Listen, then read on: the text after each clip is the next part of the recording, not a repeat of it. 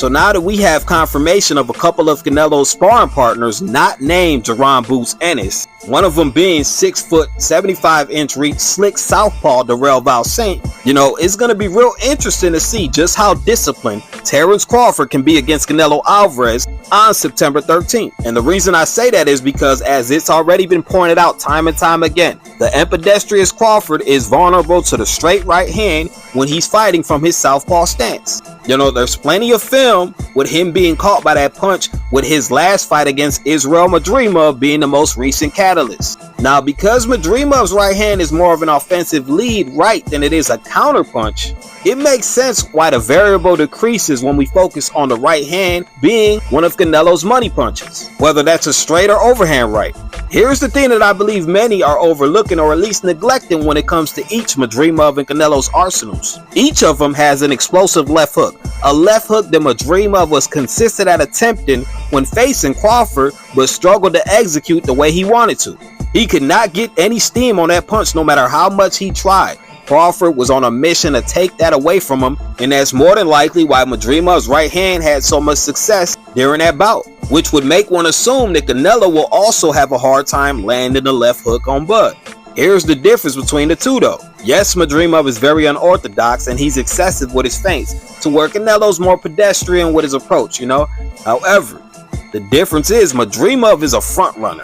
He's not looking to counter you as much as he is trying to get his shit off first. So as much as that does play a factor and could benefit Crawford in a fight with the more stationary Canelo, it's more complex when you consider the fact that both Bud and Canelo fight in spurts, pretty much rolling out the red carpet for a chess match. And because it's going to be hard to believe that Canelo can outthink Crawford, folks have to take into consideration that Canelo not only has an elite IQ, Canelo's not only a devastating counterpuncher, but Canelo has a way better defense than the drunken master dancing of Israel Madrimov.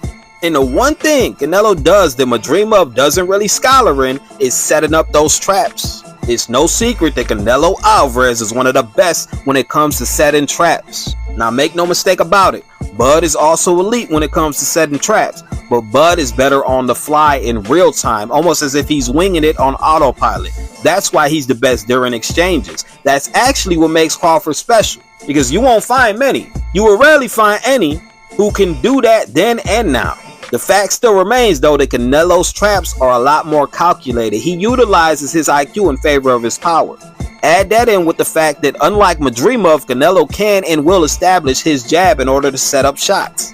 And then we find ourselves entering a territory where we have to ask ourselves, just how would Terence Crawford be able to avoid not only Canelo's right hand, but also his left hook? Because Canelo throws that left hook, well, he come with that hook like I know what you did last summer. One can point out how Canelo's success as of late has been against low caliber opponents, aka punching bags, but before we get fixated on how he couldn't cut the ring off against William School, understand and accept that Crawford isn't William School. He's not just going to go in there and run around for 12 rounds because he's obviously coming to win. And in order to win, a fight has to break out sooner or later, whether that's early, midway, or late in the fight. We all know that. Now, because I'm sure Team Crawford has a strategic game plan that will eventually allow them to pursue their bread and butter, we're not just going to play Bud like he doesn't have the tools to pull this off. It's just what happens if, and more than likely when, Crawford gets stubborn and makes a mistake here. Because he's going to get hit, and that's more than likely why we have the famous Amir Khan comparison floating around from fighters like Ryan Garcia and Rolly Romero. You can point out Crawford being a southpaw compared to the majority of Canelo's victims being a traditional orthodox all you want. But again, how's he going to be able to neutralize the left hook and right hand without having to switch over to orthodox after getting mauled on his arms, shoulders, getting hit to the body? Not saying it's impossible, not saying Bud and Bomac probably haven't been all over this, but shit, I'm just saying, I wouldn't be surprised to see Crawford crawling for the ropes if he slips up just once and touches the canvas, because he's not going to be able to eat multiple right hands from no Canelo Alvarez like he did against Madrimov, dog. And that left hook breaking down that guard is not out of the realm of possibility at 168. It's not. Just ask Jermell Charlo, because he knows all about that. This shit can go from fight of the century to Triple G versus Curtis Stevens in a matter of seconds. And if that is the case, hopefully for Crawford's sake, he's the Andre Ward to Canelo's Sergey Kovalev. Can he be the artist? Can he perfect this painting the way a lot of us believe he can? Yeah, before the Bud Buddies come out the woodworks with the pitchforks, trust, we're definitely going to be going over Canelo's footwork and them ring cutting abilities real soon. So hold tight, because we're getting close to fight night. Hop off.